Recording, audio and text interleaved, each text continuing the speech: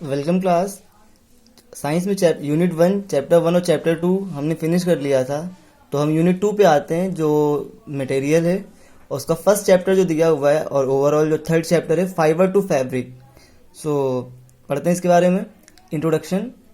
In ancient time man use to live a nomadic life, but with the developing culture and civilization, he learned to use animal skin and leaves as clothing. So ancient time यानी पुराने समय में जो हम लोग बिल्कुल आदिवासियों जैसा जीवन जीते थे, और कोई भी हमारे अंदर कल्चर नहीं था, कोई भी हमारे अंदर जो है सभ्यता नहीं थी, और हम नेकेड ही घूमा करते थे। तो जैसे जैसे इंसान ने विकास किया, डेवलप हुआ, तो और कल्चर और सिविलाइज्ड हुआ, तो उसने एनिमल की स्किन, जानवरों की खाल और पेड़ पौधे के पत्तों, उन सब का यूज़ करके अपने आप को, अपने शरीर को ढकने की, अपने आप को जो है ढकने के लिए इन सब चीज़ों का यूज़ करने लगा। सो इसी बारे में ये चैप्टर है। तो हम सभी जितने भी कल्चर लोग हैं, स्मार्ट दिखने के लिए, गुड लुकिंग दिखने के लिए, और अपने बॉडी को बाकी चीज़ों से प्रोटेक्ट करने के लिए कपड़ों का इस्तेमाल करते, कपड़े पहनते हैं। तो ये जो कपड़े बने होते हैं, ये मेन बने होते हैं फाइबर्स के। So types of fibre. The cloth is prepared from fibres, fibre यानी कि रेशे। The fibres being used nowadays are classified into two types. ये जो फाइबर्स होते हैं टू टाइप के होते हैं। पहला होता है नेचुरल फाइबर्स, दूसरा होता है सिंथेटिक और मैन मेड फाइबर। सो नेचुरल फाइबर क्या होता है? जो हमें नेचर से मिलता है, ठीक है। सो नेचर से जो मिलता है वो हमें हमारे होते हैं नेचुरल फाइबर, जैसे कि जो कॉटन, जूट, लिनन, हेम्प, ये सब जो हैं ये प्लांट ओरिजिन है और ये नेचुरल फाइबर है। इसके अलावा हमें कुछ नेचुरल फाइबर जो होते हैं वो हमें एनिमल से भी मिलते हैं, जैसे कि वूल, ऊन या और सिल्क। तो ये हमें मिलते हैं और ये एनिमल ओरिजिन होते हैं, और इन दोनों को मिला के ही बने होते हैं नेचुरल फाइबर। जो सिंथेटिक फाइबर होते हैं, इन्हें जो है फैक्ट्रीज में मैन्युफैक्चर किया जाता है, केमिकल्स के द्वारा बनाया जाता है, जैसे कि नायलॉन, टेरिलॉन और डेक्रॉन। सो हम पढ़ते हैं फाइबर्स ऑफ प्लांट ओरिजिन। तो पहला है cotton. Cotton fibre is obtain from the cotton plant. Farmers cultivate the cotton plant in the field to get the fibre.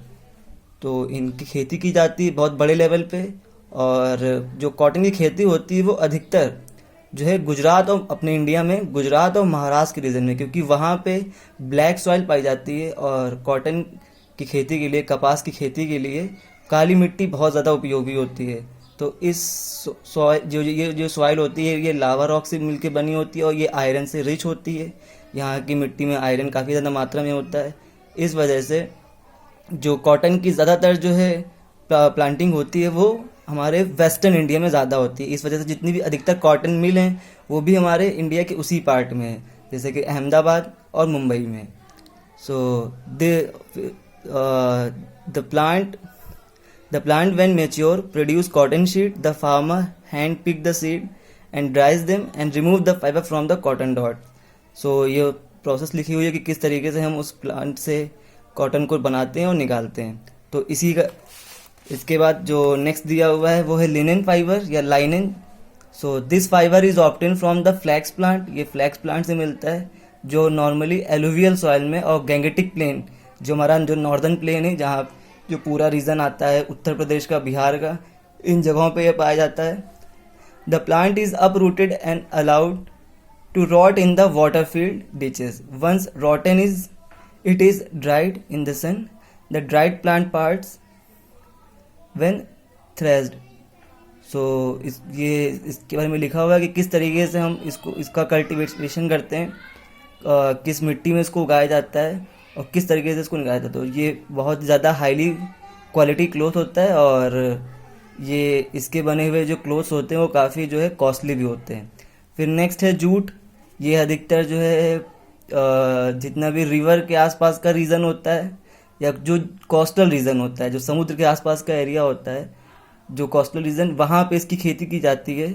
This fibre is obtain from the jute plant which is harvested to obtain jute when 3 or 4 months old.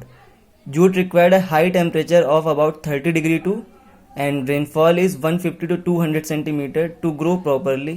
ये mainly जो है alluvial soil में बिहार, असम और waste Bengal में इसका जो है इसका कल्टीवेशन होता है, और इसी से जो रस्सियाँ होती हैं या फिर जो सामान रखने के लिए बोरे बनाए जाते हैं वो इन्हीं जूट से बने होते हैं। ऐसे ही हम्प भी है, तो इसको आप लोग पढ़ लीजिएगा। फिर आते हैं फाइबर्स ऑफ एनिमल ऑरिजिन। जो फाइबर हमें एनिमल से मिलते हैं, तो उसमें सबसे पहला है सिल्क, जिसे हम रेशम कहते हैं। It is very soft and light fibre. It is obtained as a product of the saliva of silkworm. जो रेशम का कीड़ा होता है उसके सलाइवा से, यानी उसके लार से हमें ये जो है सिल्क मिलता है। और ये जो मुलबेरी ट्री होते हैं, यानी कि शहतूत के पेड़, उनके पेड़ों पे रेशम के कीड़े पाए जाते हैं, और उन्हीं के से हमको जो है ये रेशम मिलता है। और ये बात याद रखिएगा, लास्ट में जो लाइन लिखी हुई है, the rearing of silkworm for obtaining silk fibre is called sericulture. Sericulture एक ऐसा कल्चर होता है जिसमें हम रेशम के कीड़ों को पालते हैं ताकि उनसे हम रेशम प्राप्त कर सकें। तो ये एक टाइप का बिजनेस है जो लोग करते हैं। फिर वूल, तो जानते हैं कि विंटर्स में हम वुलन क्लोथ पहनते हैं, और वुलन क्लोथ वूल के बने होते हैं। और वूल मेनली जो हमें मिलता है वो शिप से मिलता है, शिप के हेयर से मिलता है। People rear sheep for their hair which is used in the production of wool. They rear sheep as fed well as good growth of fine hair. और ये जानते हैं आप कि भेड़ों से हमें मिलता है। और इसके अलावा जो माउंटेनियन याक होते हैं उनसे भी हम लोग इसको जो है ऑब्टेन करते हैं। और ये बाकी सब आपने पढ़ा हुआ है, सब जानते हैं। सो नेचुरल फाइबर हम फिनिश करते हैं यहाँ पे। अब आगे चलते हैं सिंथेटिक फाइबर पे।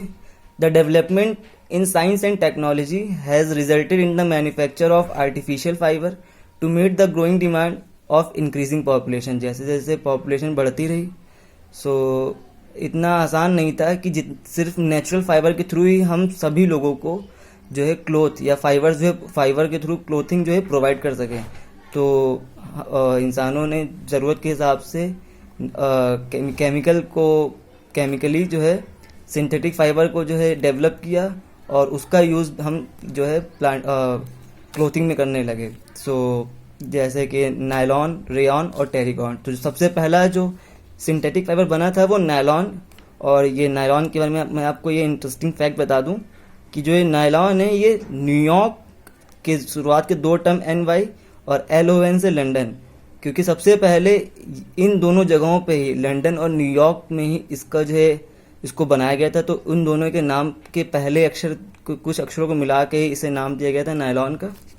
सो ये जो इनकी कैरेक्टरिस्टिक्स पढ़ लेते हैं कि ये जो फाइबर जो होते हैं ये काफ़ी स्ट्रांग होते हैं, डज नॉट रिंकल, इनमें सिलवटें नहीं पड़ती हैं, ड्राइज क्विकली। जितने नेचुरल फाइबर के जो क्लोथ होते हैं और जो सिंथेटिक फाइबर के कंपैरिजन में ये क्लोथ जल्दी सूख जाते हैं, dries quickly, maintain the crease and act as an insulator to prevent body heat from the skipping in winter. So आज की क्लास में इतने ही रखते हैं। तो जितने टाइप के फाइबर्स हैं उनको आप अच्छे से पढ़िएगा। जितना मेन एक्सप्लेन करने वाला था वो मैंने एक्सप्लेन कर दिया। बाकी आप सभी के पास बुक होगी, बाकी कुछ भी पढ़ के इसको पढ़िएगा। और कोई भी अगर आपको पॉइंट समझ में नहीं आता है, क्लियर नहीं होता है, तो आप मुझसे पूछ सकते हैं। फिर आगे का चैप्टर